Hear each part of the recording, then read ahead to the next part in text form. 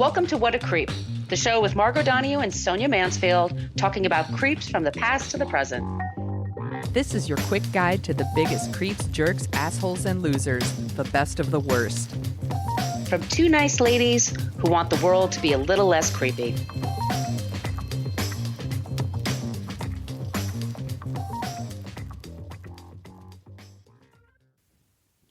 Welcome back to What a Creep. This is Margot Donahue, and my cohort in creepitude, as always, is the amazing Sonia Mansfield. Hey, Sonia. Hello, my friend. Hello, my friend. We have quite the episode today. I've been talking to you for 20 minutes. I don't know if I could get into it. This is going to be a heavy one, but it has to be done. It's time. It is time. This guy is far creepier than I ever expected. Just in case you are new to the show, we are the podcast that talks about creeps from the past to the present. What goes on is that one of us talks about a creep, and then the other one is challenged to come up with a non-creep. That way, you won't leave the show feeling that the whole world is a big goddamn dumpster fire. Hopefully, our non-creep today will help make up for that. We think he's pretty fantastic. Yes, we do. But let me just begin by saying that you could find us. We do have a basic Facebook page. People usually use that one just to complain about our language. Just warning, we use salty language. Fuck yeah. We do have a private Facebook group. That's the best place to interact with us. You do have to answer a few questions to get into the group. But once you get in there, it's a really nice, safe space. We keep it that way. And that's where we talk about creeps from the past to the present. We make each other laugh. Like this week, I found an image of Kid Rock that looks just like Dr. Phil if he were to dress up like Kid Rock. Somebody else, by the way, I gave them credit for it. Yes. It's one of the funniest things I've ever seen in my life. But we just try love to it. keep it loose, keep it fun. We're at Twitter we're on CreepPod at Twitter because somebody had What a Creep for 10 years on Twitter and never used it. Creep. We're on Instagram at What a Creep Podcast, and we have a basic old-timey email, whatacreeppodcast@gmail.com. You can send us suggestions for creeps and non-creeps, and if you would like some stickers, we are happy to drop them in the mail for you. Just once again, that's whatacreeppodcast@gmail.com. And we have a website. Tell them about it. Yeah, it's at whatacreeppodcast.com, and it's everything you ever wanted to know about our podcast, but we're afraid to ask. And it has links to all of our episodes from season 5 on, because season 4, 3, 2, 1, all behind the Patreon wall. And you can find a link to our Patreon there. More in a minute. And there's also a link to our merch shop where you can get t-shirts and journals and tote bags and something called a zipper pouch that Margot and I were just talking about before we hit record. And they're very nifty. They are nifty. And what we're thinking of doing, if y'all are interested, is Patreon offers a yearly membership. So you just have to pay the one time, and we'll figure out a discounted rate. And then if you sign up for that, we will send you some kind of tchotchke, some kind of merch that fits you. Like it could be that kind of like little tote bag or notebook or the little Ziploc bag you were just talking about now. Not Ziploc. That's what I use every day. We will send you a used Ziploc bag that Sonia has rinsed out and put on the dry rack again because she's fucking cheap. And see, I throw everything into recycling because I refuse to use them again. I'm like, oh, no. Oh, no. I'm like an old lady. I'm like, well, this is barely dirty. I will just rinse it out and dry it off. That's why we're friends. Let us know if you're interested in that for Patreon. We also do 2 bonus episodes, and we have a newsletter that goes out once a month. So all those things, if you want to help support the show. If money's tight, believe us, we totally get that. Just leave us a review wherever you get your podcast. Spotify is now taking reviews. If you listen through Spotify, that'd be amazing. Or iTunes, leave us 5 stars. It helps, offset the 1-star assholes that like to come out. Yeah, or ask for those stickers and like put them somewhere where people could see them. And if money is tight, you should totally rinse out your Ziploc bags and just dry them and use them again, because that's what I do. And it's totally fine. No judgment. Put your snacks in there. Go to the coffee shop. Open up your laptop, everybody can see the sticker, and then turn to the person next to you and go, have you heard of this podcast? Do all of that. Yes. But don't be a creep about it. Sonia, I'm stalling because we have to get into this. I know. We have to do it. All right. It's time. We've been putting this one off since the beginning. So it's time. It's time, everybody. We're talking about Hugh Hefner today. Ay, ay, ay, this creep. On September 17th, 2017, Hugh Marston Heffner died at the age of 91. He was hailed in the press for decades as being solely responsible for the sexual revolution of the 50s and 60s. Yes. Thanks, Hugh. Thanks, Hef. For being a champion of civil rights, a First Amendment warrior, a philanthropic person, and a hero to women who would be still stuck at home with sexless lives if it were not for his brand, Playboy. Now, I take issue with so much of that, and I think you do too. Okay, just buckle up, everybody. He managed to die just a few weeks before the Me Too movement began, with the first articles about Harvey Weinstein were played out in the media about shitty people who like to decry cancel culture ever since. In this episode, I will talk about the many ways Hef used manipulation to control and dominate the lives of people who worked for him, and the horrendous legacy of his relations with women that lasted for decades at the Playboy Mansion and beyond, including all the women that worked for him. We will get into the Playboy clubs, trigger warnings, sexual assault, rape, drug use, animal abuse. I will go very slight with that because we are animal lovers here, but I have to. Yeah. Okay. My source is The Independent, InTheseTimes.com, the LA Times, A&E Network's Secrets of Playboy. This has been going on weekly. There's about 10 episodes out. They're actually putting out 2 additional episodes. They've been getting the highest ratings they've had in years. And the shit that's coming through there is unbelievable. American Playboy, that's the Hugh Hefner story. That's some dumb shit that's on Amazon. I did watch it, though, because I'm here for you guys. You are. Down the Rabbit Hole, a book by Holly Madison. I don't get it.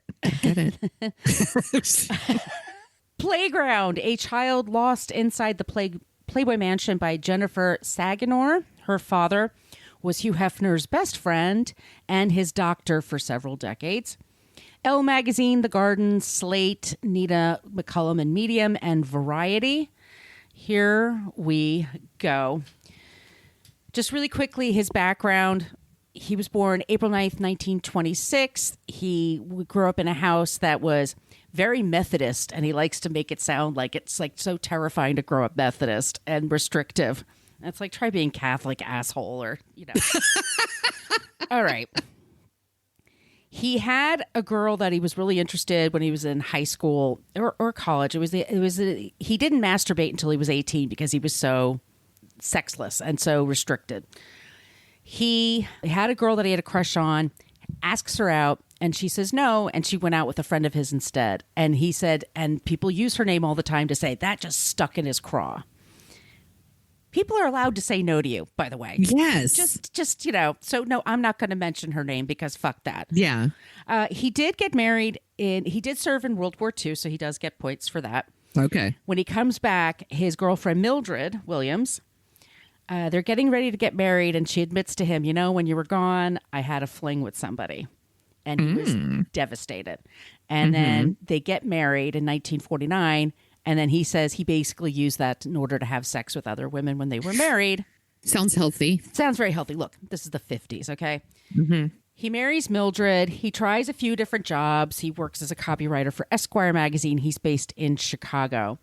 In 1959, he's so fed up with working, with everything. He has this manifesto. And I always want to say that like Dabney Coleman in that movie. The Dragnet movie, Manifesto. Oh, yeah. Manifesto. His was about men should be living bigger lives, more important lives. They came back from super World War repressed. Very repressed. And he's not wrong. I mean, it's the 50s. There was a book out called The Man in the Gray Flannel Suit. I don't know if you ever heard about it. It was just basically about men coming home from World War II, and then they were getting these office jobs, and they went from having this exciting life where every day, you know, you could be killed and living at that height, and then you're just a drone in an office. Yeah.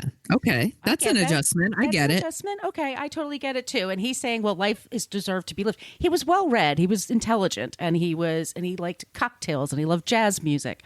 He also was really into the civil rights movement years before everybody else. He did not see any problem with African American people being allowed to do anything. And this is in the Jim Crow era.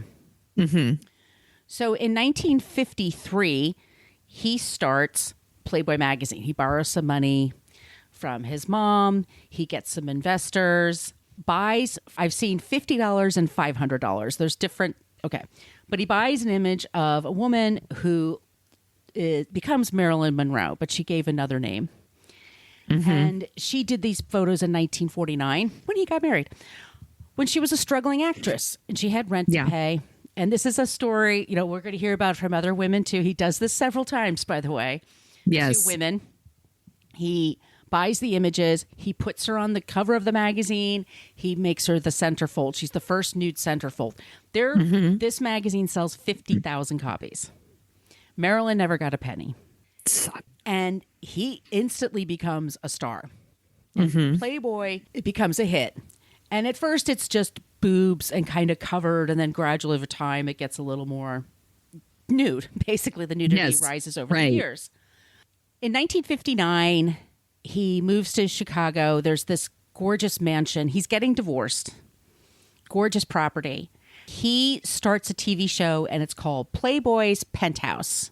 Sort of like Saturday Night Live before there was a Saturday Night Live. It's a show that has music, and it has the hoi polloi, the people that are in the culture. And it's, for the time, it's a big deal. He has black people on the show with white people. And he has somebody like Nat King Cole on the show. And he doesn't just come on and sing and then walk away. Like, he comes over to the couch. And there's one episode that I posted in our Facebook group, but you could look for it for yourselves. And I think it's super interesting because, and it's like a while, it's like an hour and a half. But he has Nat King Cole, and then he talks to Nat King Cole about jazz music and stuff. And then he brings Lenny Bruce. And Lenny Bruce, if you've watched Mrs. Maisels, he's doing his shtick. And he's sometimes funny. And I'm not the biggest Lenny Bruce fan of all time.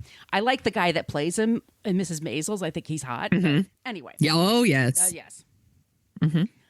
The other guest that he had that in that show was a woman named Rona Jaffe. And she wrote a book called The Best of Everything. And it was made into a movie in 1959. Did you ever see this movie? No.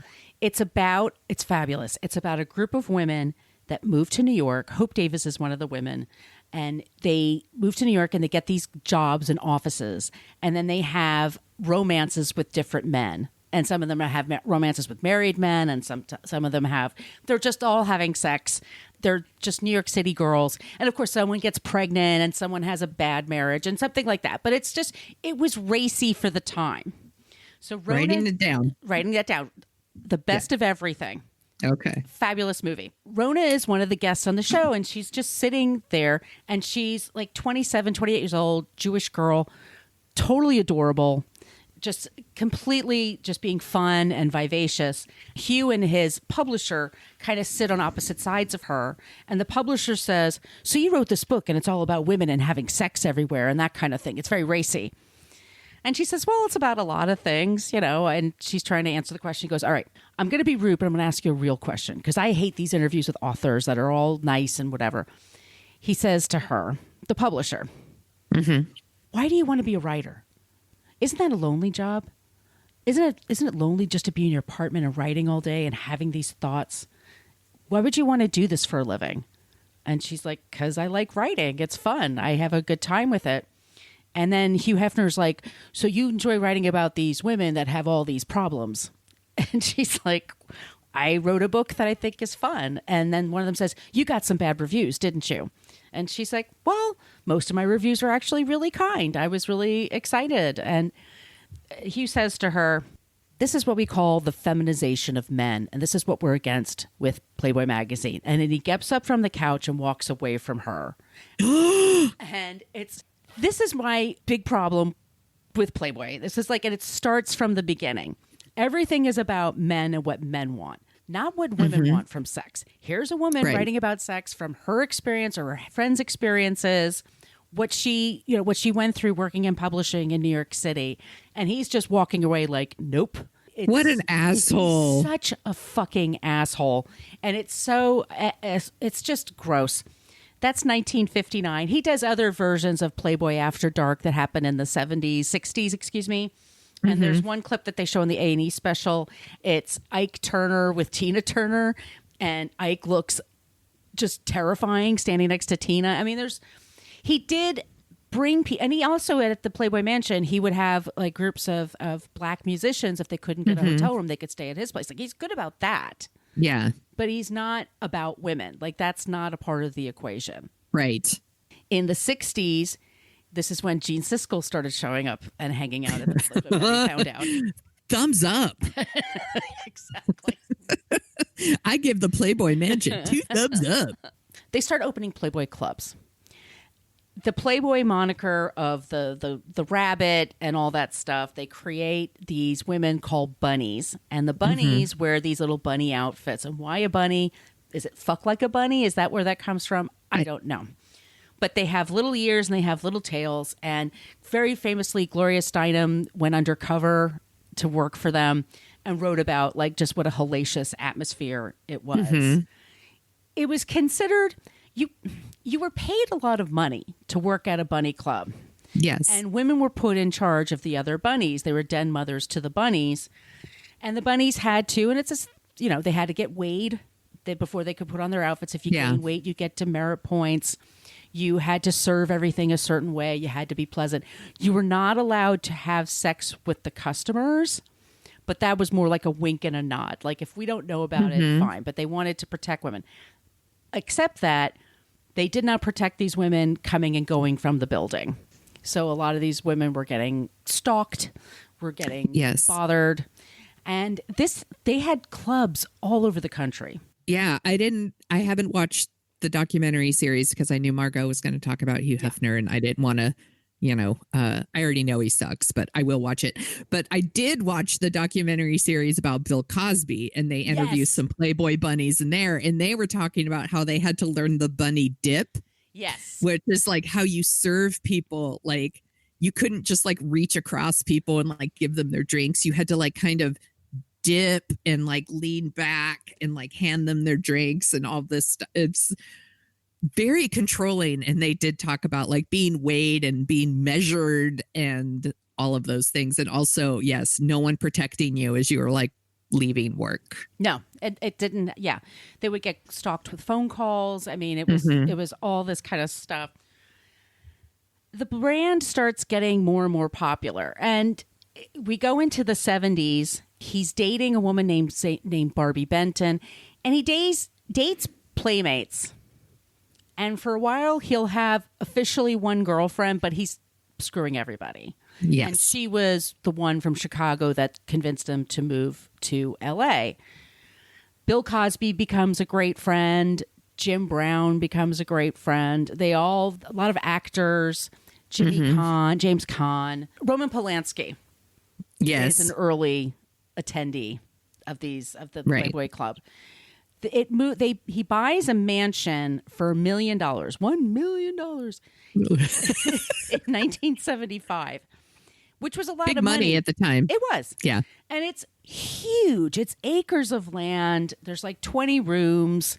There's a tennis court and there's a grotto, which is this outdoor kind of water space that has caves and shit like that. And they move into the mansion in 1975. And that's when he starts saying to Barbie, I'm just not going to do this one woman thing anymore, just so you know. And Barbie says, okay, fine. I've been with you for 5 years. I'm going to like start my career. So she's like an actress and stuff like that. Whatever. This is when the mansion really just goes crazy. The 1970s. Bill Cosby, like I said, goes there. Don Cornelius was a big fan. There's sex going on everywhere. Right. There are cameras everywhere. And women are everywhere you go, you could see naked women. And some people describe it as, oh, it was actually very old fashioned and sweet. Like some people were just sunbathing nude, like no big deal. And then other people, and the people are like, oh, they had movie nights there. Christmas. Oh my God. Christmas was amazing at the Playboy Mansion. They had a buffet and everything. Like, okay. Well, around Christmas, it only comes once a year. Get it?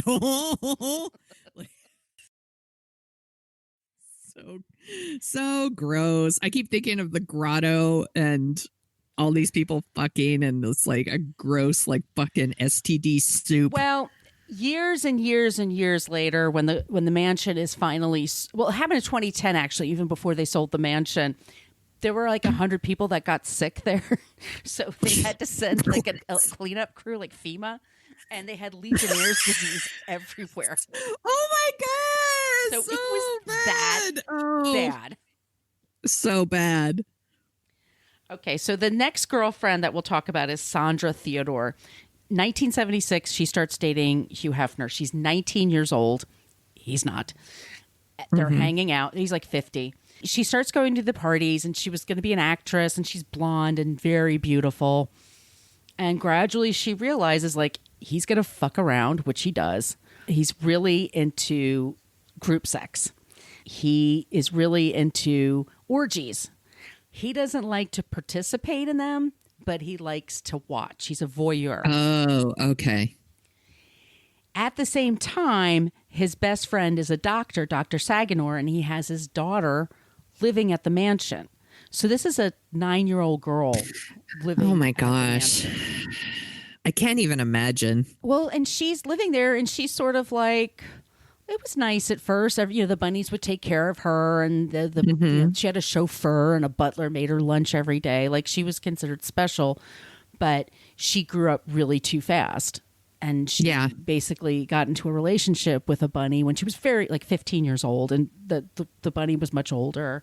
She got involved. It's like the servants or the butlers, they would serve them drinks in bed, and they knew that it was wrong. And they admit this in the documentaries. Yeah. There's men that work there. They're like, yeah, I saw it, and we didn't say anything. Sandra is getting more and more into drugs. It's cocaine. Hugh loves to give women Quaaludes because they're thigh openers, much like Bill Cosby. Yeah, his Spanish fly. In the early 70s, there was a couple of incidences. One with Bill Cosby, which we've talked about in our Bill Cosby episode. But Don Cornelius, there was an incident, had a bunch of bunnies come over to his apartment for a party, and they wound up being captive there for days. I have never heard this. Had to be rescued. They went to the hospital. Here's the thing. Very early on, Hefner's very, very powerful. He's got a lot of money, and there's a lot of guys that love to hang out with him because there's just pussy everywhere if you're hanging out with Hugh Hefner. Like, that's right. Right. So he's got the police in his hip pocket in Chicago and in LA.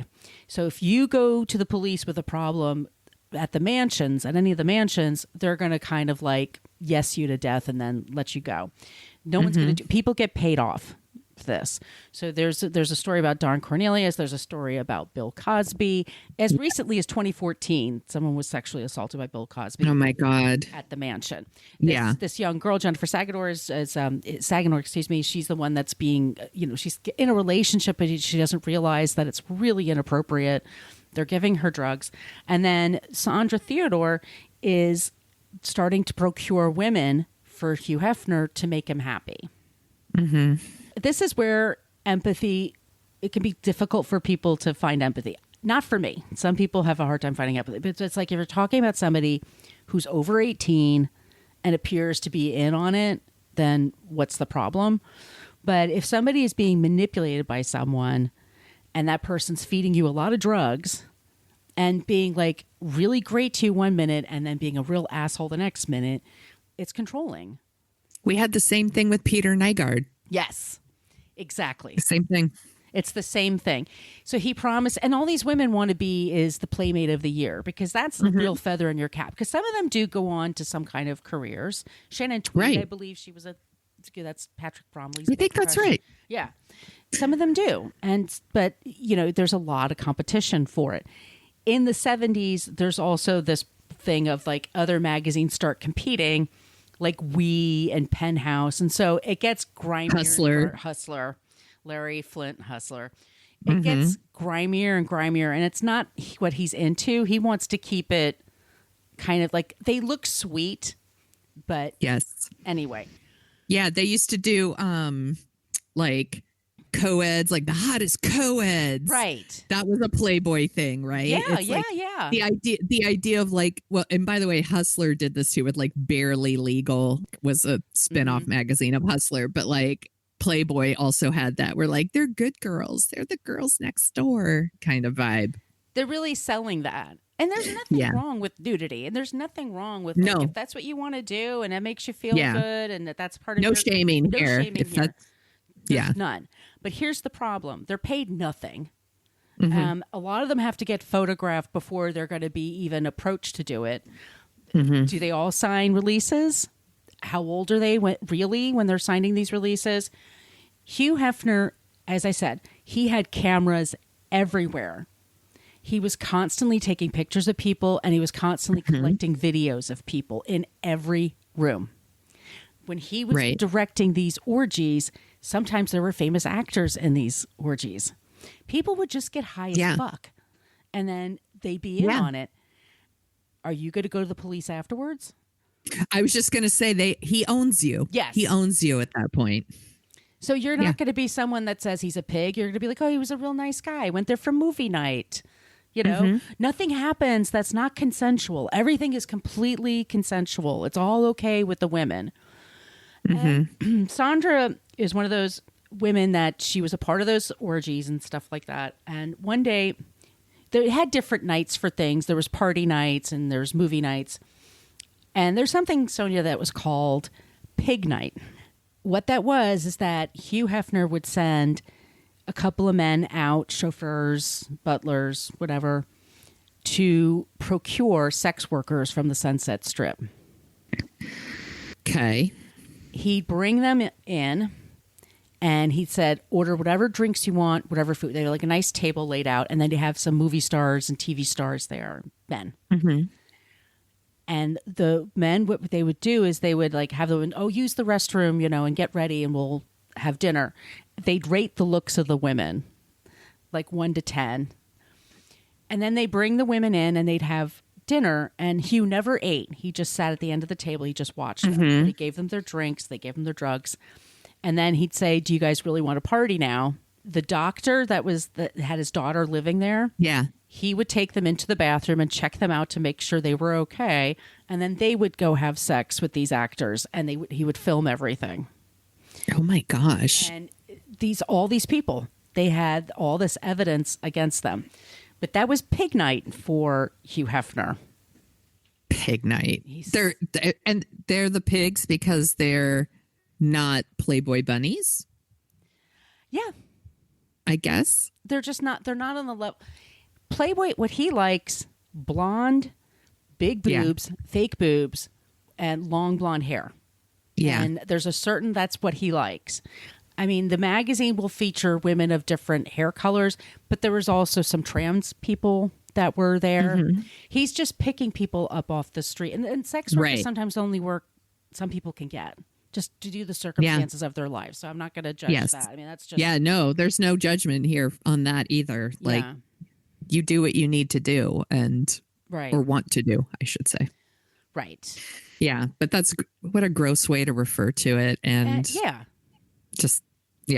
not cool. What a creep. One of those women that came to the mansion and wanted to be a big star was a woman named Dorothy Stratton. She was 19 years old.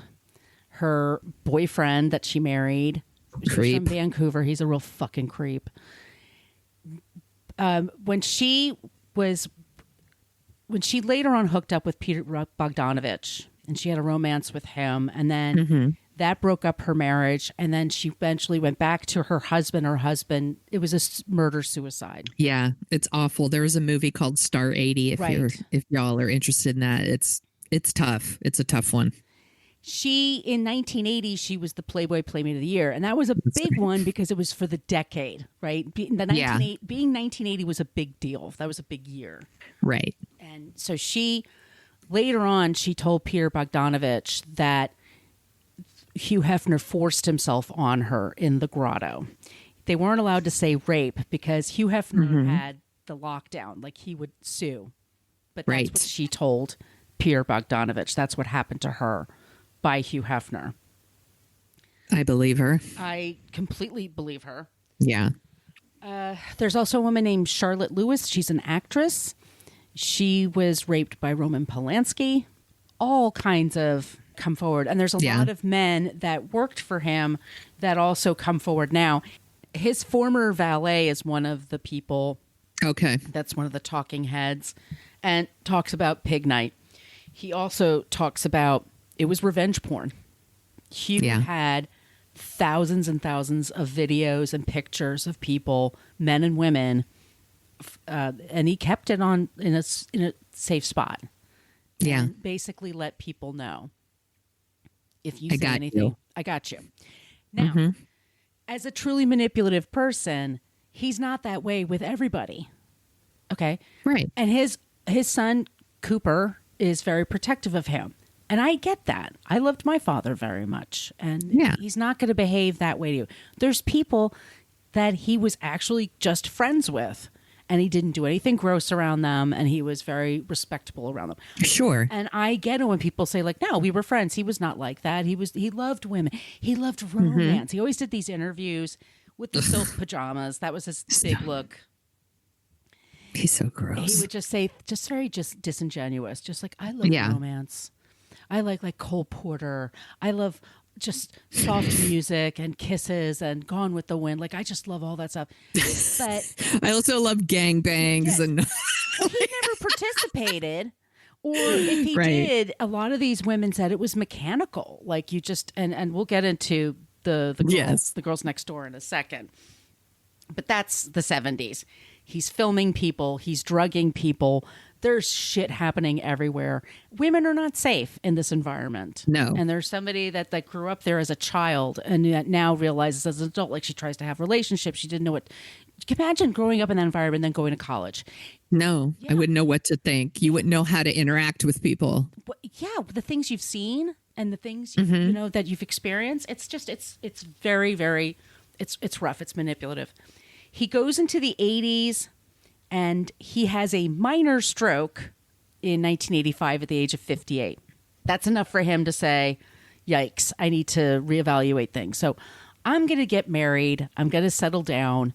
And I'm going to put my daughter, Christy, in charge. And it's kind of a smart move because Christy Hefner is now like, oh, by the way, he hated feminists, of course.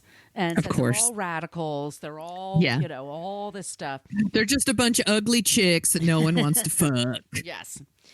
Christy Hefner is a bright idea because she's somebody that's like, well, she's a woman and she's part of this. And she's like, everybody signs consent forms. Everything's good here. Dad's growing up. He's married Kimberly Conrad. He's fucking 58. Dad's growing up. He was just a baby, you guys. He was like 50 something. He was just a baby and now he's 58. It's time to grow up. Ugh. He marries Kimberly Conrad. And like from 1980, like for a good 10 years there, he's married. He's having kids with her. He still has Playboy, but he's now like the older man that, Hugh Hefner is like on The Simpsons. He's in the culture, right? He gets bored. He gets super fucking bored. In 2000, of course he does. Yeah. So in 2002, he separates from the wife and then he starts having multiple girlfriends at one time. And his whole thing, like, this isn't ridiculous, is he shows up with 7 women. He gets out of a limousine and he's in the silk pajamas. Yeah. And they're all blonde. And they all have like the shaved eyebrows, like that look from 2002. Yes. The hair with the spiky shit on top. Tiny outfits. Very, very early 2000s. It's so funny. Like, who are you fucking fooling? You're not like, who are you fooling? Check me out, man. I totally bang all these chicks. I'm like 65, totally taking all my boner pills and just banging chicks all day long. I'm living the dream. It's like gross. Does so he ever gross. look happy? When you see that stuff, he always just kind of looks sleepy and unhappy. I think. It's because he's 65. He Yeah. wants to be home eating soup, watching Matlock. He doesn't want to bang all these chicks, but he has this like image that he has needs the to. image. Yes. Now, also, I forgot to mention what happens in the 80s is the rise of videotape and video porn. And now he's competing with porn. And Yeah. he takes old footage of the girls on the property and says, hey, just say some shit that's just going to be for me and my friends. And they're like, okay, hey, we're having a volleyball tournament. Oops, there goes my top. You know, they just Whoopsie. all these videos he uses, he sells them for Playboy, or he gives them away for subscriptions. Like you subscribe to Playboy for a year, and you get this video of topless chicks playing volleyball. Yeah. Or whatever. It's like a Girls Gone Wild situation. Didn't pay the women.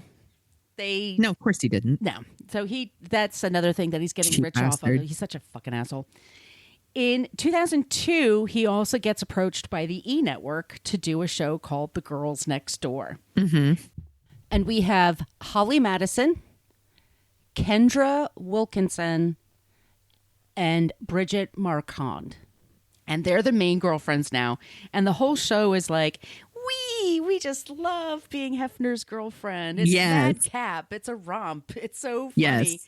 He's like our grandpa, but we fuck him, but we don't really talk about that much.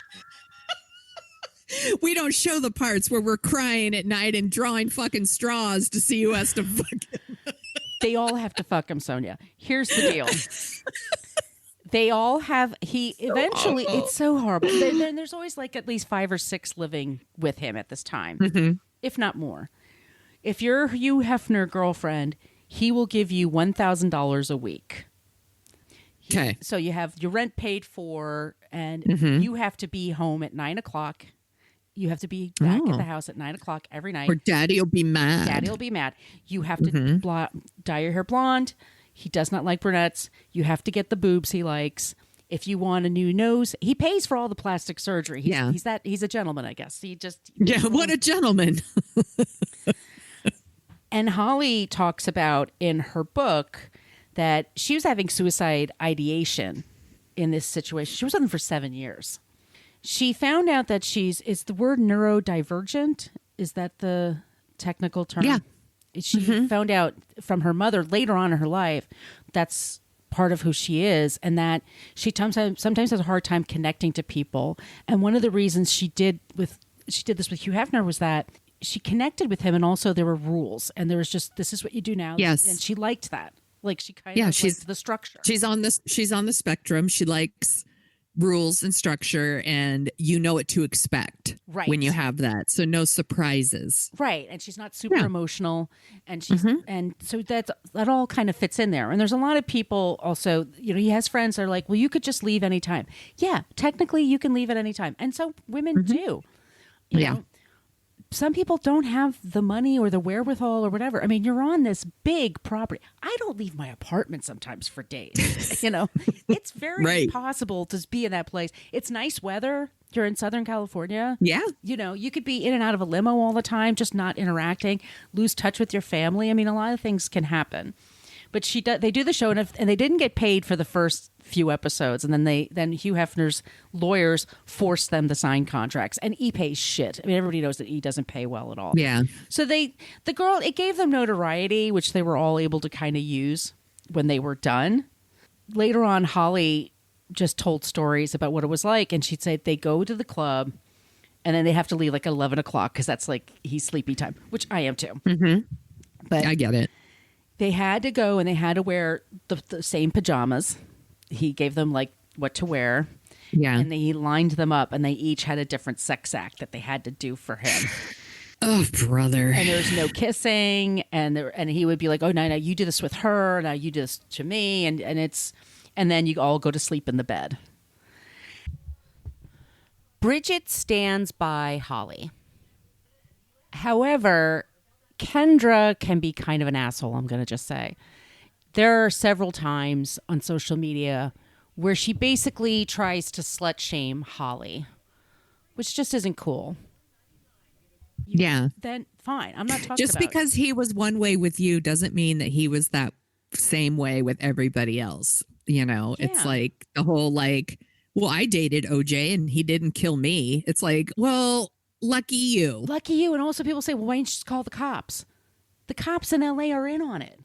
Right. The cops in Beverly Hills will show up at the mansion like, woo, it's a party, you know? Yeah, right. They're like, well, first of all, Hef probably has videotapes of them. Also, Exactly.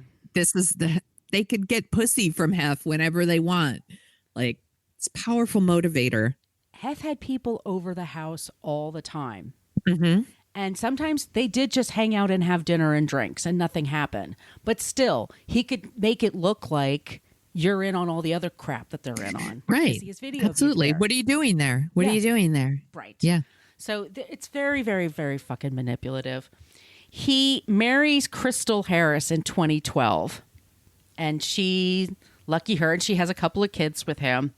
Their relationship she realizes he's kind of a sleaze. Anyway.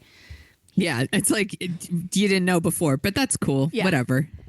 I forgot to mention, did I mention this? No, let me go back a little bit. Deborah, the girlfriend from the 70s, she caught Hugh pleasuring one of the dogs. She makes the point. Everything ratcheted up for him. He had it was like, first it had to be two girls at once. Then it has to be an orgy happening in front of him. And then it had to be sex toys in there. And then it had everything just had to be heightened, and nothing made him happy. You know, because his whole thing was he could have it whatever he wants. Like, it's just to make your imagination bigger. And he was so fucked up too that one time she caught him with the dog. And it's funny because that's not funny. But George Will, do you know who that is? He's a conservative commentator. Yeah. He's a piece of shit. I hate him. Yep. He interviews Hefner in his home in the 80s or 70s or 80s, and Hefner smoking on the pipe, you know, just being all like, yeah, I'm cool. He says to him, why don't you even just put bestiality in your magazine? And Hef says, well, that's not completely out of the range of possibilities. Who knows? Maybe one day we will. I'm not going to say no to it. And so what have you heard? But this guy, was it me? Yeah. But if he were talking to a woman about, abortion, he would completely stomp all over her. Like, how dare you? But like, this guy's like just putting out the possibility of bestiality in the magazine. He's just sort of like shrugging his shoulders, like, "Ooh, you're so daring. You're so like on the edge." And he was a fucking creep. He's a fucking total fucking creep. Fucking creep. How about bestiality? And like, Hugh gets out his fucking pencil. Thanks for the tip. Writes it down. I'll put it on the list. Anyway, this asshole dies in 2017. Boy, bye. Guess where he's buried? In the grotto? No, that would be great, though, because they just smashed that down, the people who own it now. Because it's had Legionnaire's disease several times. So gross. In 1992, he bought the crypt right next to Marilyn Monroe. And he's now laying next to her for eternity. Marilyn Monroe fucking hated his guts. He used her to start a business, never paid her a penny. Now, an asshole. Yeah. Oh, and also I want to say in the 80s, another thing that happened. Let me just go through my notes. Vanna White, do you know Vanna White from Wheel of Fortune? Yeah. When she was a struggling actress in like 81, 82, she had a hard time making the rent one month, and she didn't want to ask her parents for the money. So she posed with some lingerie, like Fredericks of Hollywood or something cheesy like that. Hugh Hefner came across the photos. He told her, I'm going to put them in the magazine. She thought she was friends with Hef. And she begged him. She pleaded. He said he wouldn't do it. There's two stories. There's one where he tells her, no, I'm going to do it anyway. Bye. You're just Vanna White. Or there's the one that he told her he wouldn't do it, but he published them anyway. Either way, he published them.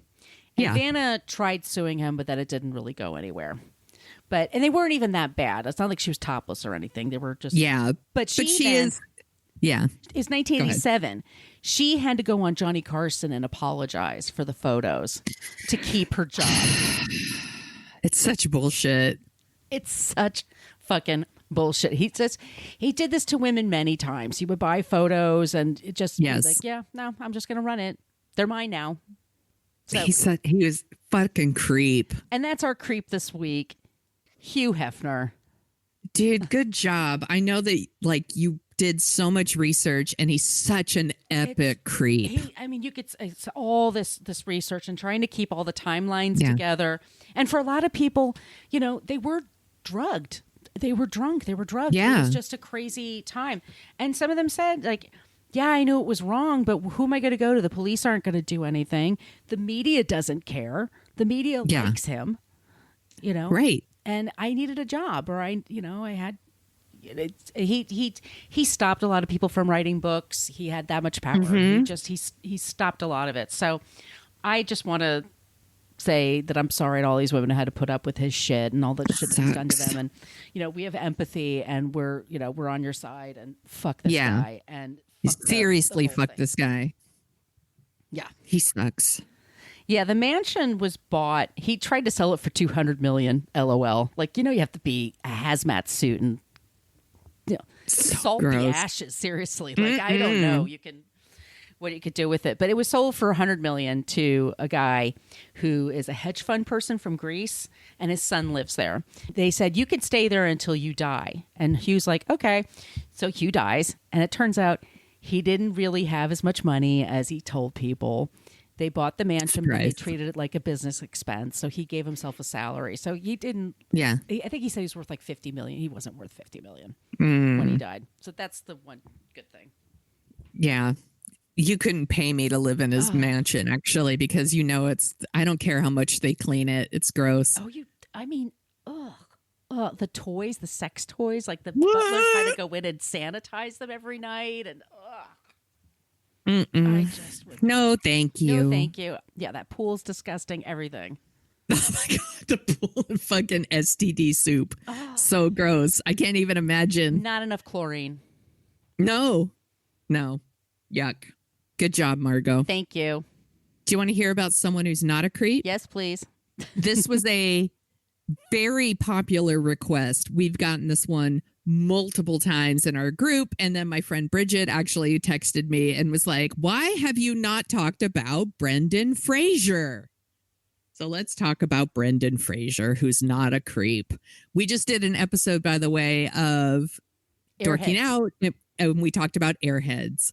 And because we love some Brendan Fraser on our podcast. We also did Encino Man. And I'm sure someday we'll do The Mummy someday. We love Brendan Fraser. So for y'all who don't know, like Brendan Fraser was everywhere in the 90s. Like he was, George of the Jungle. He's so beautiful in George of the Jungle. By the way, I don't think George of the Jungle is a good movie, but a lot of people grew up watching it and they love it. He's beautiful in it. He looks so good. The Mummy, Encino Man. He was in Crash. If you like Crash, School Ties, Airheads, all that stuff. But like by the mid 2000s, he also did Blast from the Past, which is adorable. That's actually a cute movie. Yeah. If you've never seen Blast from the Past, go watch Blast from the Past. It's adorable. The mid 2000s, he kind of disappeared. People were like, where's Brendan Fraser? It turned out a couple of things happened. One, he did all these mummy movies and he really kind of fucked up his body. And he spent 7 years in and out of hospitals due to all these injuries, doing his own stunts and stuff like that. And he said that by the time he did the third mummy movie, Manifesto. He was covered in like tape and ice, holding himself together to like make this movie. He had surgeries on his spine, his knees, his vocal cords, all kinds of stuff. And then it was revealed right when like the Me Too movement was kicking off, when Hef died. Just in time. Brendan Fraser actually did this interview with GQ magazine. Where is Brendan Fraser? And they interview him and he says in 2003, he went to an event for the Golden Globes for the like Hollywood Foreign Press Association. One of the people on there assaulted him. He said that the man, his name is Philip Burke, assaulted him. And Philip Burke, by the way, says, I pinched his ass. I didn't assault him. Brendan Fraser's story is like, he grabbed my ass and he took one of his fingers, sorry to be gross, touched his taint and was like moving it around and all this stuff. And that Brendan Fraser was horrified and was like, what the fuck? And like ran out of there because this man assaulted him. Yeah. It just kind of fucked him up. He had all these surgeries. His mother had passed away. He's assaulted. And then I was never really invited back to the Golden Globes. He's like, fuck them. and then his phone stops ringing. He's not really getting the work as much. And he just felt like it just all kind of snowballed together, and it made him retreat from public life. And he was like, what am I doing? Then he said he started seeing these interviews with Rose McGowan and Ashley Judd and Mira Sorvino. I call them my friends. He's like, I've worked with them. I hadn't seen some of them in years. And I watched this wonderful movement, these people with the courage to say what I didn't have the courage to say. And so he stood up and like finally tells his truth. The height of Me Too. He finally comes out and tells it. And then he said he was also like, he was watching the Golden Globes on TV that year, and all these actresses were wearing black, and it's all about Time's Up. And that guy, Philip Burke, is in the room, but Brendan Fraser isn't, you know? It's so shitty. The reason I picked Brendan Fraser was recently the internet kind of embraced Brendan Fraser and was like, yeah, where the fuck is Brendan Fraser? Been this outpouring of love for Brendan Fraser. Like if you're on social media, like Twitter, especially TikTok, people on TikTok love Brendan Fraser. And like, we love him. And so many, especially younger people, like they grew up watching George of the Jungle, The Mummy, all Encino Man. So they love him. And I've mentioned this company on the podcast before called Super Yaki, and they make really fun like movie shirt. Like I bought a bunch for Grease too, and they did a whole bunch of Brendan Fraser and The Mummy shirts and George of the Jungle and stuff like that. And all these people just on social media start showing their love for Brendan Fraser and sharing their stories and stuff. And then a woman bid to do an interview with him. He was like raising money for a charity or something. And so she put in a bid, and she got to interview Brendan Fraser. And they do this little Zoom interview. And her name is Lindley. And she goes by Little Lottie Cosplay. And she's a cosplayer and an actress. And she has almost like 75,000 followers on TikTok or something. She's TikTok famous or whatever. And when she interviewed him, she used it to say, hey, I super love you. I grew up watching your stuff. And he's not on social media. He had no idea that people love you, and just was telling him people are sharing all these things. And he got like really emotional. And he said, I really had no idea that I just wasn't aware that there was that much support. I appreciate it very, very much. And like he got really emotional, and he's been doing other interviews saying this woman, Lindley, made his life better by like telling him how much she loves him and how much everybody is loving him. And now he's working again. He's going to be in the new Scorsese movie with like Leonardo DiCaprio and De Niro. I just think he was in a movie called No Sudden Move. It's on, I think it might be a Steven Soderbergh movie that's like at the Tribeca Film. I think it's on HBO now. You can actually watch it. I did want to mention that he serves on the board of directors for the Film Aid International. It's like a nonprofit based in like France. He speaks French. Oh, FYI. Wow. I know. I'm swooning here. He's divorced, but he has 3 children. His oldest son is autistic. I always have to point that out. And he just says he bought a horse. Him and his son get all kinds of therapy from the horse. And I just thought it was so sweet. And I just love it. I love that he's honest. And he comes out and he says like these things happened to me, and how grateful he is to the fans for giving him this love. And I just want to say, if there's somebody out there that you really appreciate, someone who creates things that you love, that touch you, let them know. You don't know where people are in their lives and like the impact you could have on them. I mean, look what this woman, Lindley, has done for him. You and me, Margot, the people, we create things and we put things out there, and we do it because we love it. And we love it when people reach out to us and tell us how much a show means to us. It makes my heart soar. It just blows my mind. It gives me so much joy. And here is someone who has been feeling so alone and unheard. And then the fans let him know, no, we fucking love you. And you improved his life. And he's honest about it. And I just love that. And that's why I picked Brendan Fraser as our Not a Creep. I love Airheads to like a phenomenal degree. And I put a clip from Airheads, like one of my favorite clips ever, which is Lemmy is God. And I put it on TikTok and it went viral. People love Brendan Fraser. He's so likable. And he's so, you just root for him. And there's so much, I think he's in a movie. The person that did The Wrestler also did a movie with Brendan Fraser. I don't remember. He's got a lot. He's been doing a lot of stuff. I think he's adorable. I'm so glad you picked him. He's really the bee's knees. Oh, we should do School Ties one day. Yeah, you paused again on me. I'm sorry. That's okay. I'm back. We were just talking about how much we love Brendan Fraser, which we do. Okay, so that's the show this week. Thank you all so much for listening. As Sonia mentioned, we also co-host a show called Dorking Out. And what are we going to be dorking out about next, Sonia? We're going to talk about Tango and Cash with Adam Risky from F's movie. I haven't seen Tango and Cash since the theater, but I know this one's going to be so much fun. I can't wait. It's going to be hilarious. So that's coming up next for Dorking Out. This is our season finale. They're going to start a new season. Oh my gosh, that's right. You saved the biggest creep for last of this episode. But we'll be back next week. Season. Yes, we will. We will. We love it when you use the Annie Potts GIF. We got one from Ghostbusters. If you have suggestions and you want to send them to us via social media, once again, our email is whatacreeppodcast@gmail.com. Sonia, where can they find you?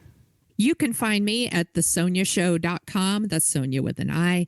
I'm also on Twitter, Instagram, and the TikTok, all at The Sonia Show.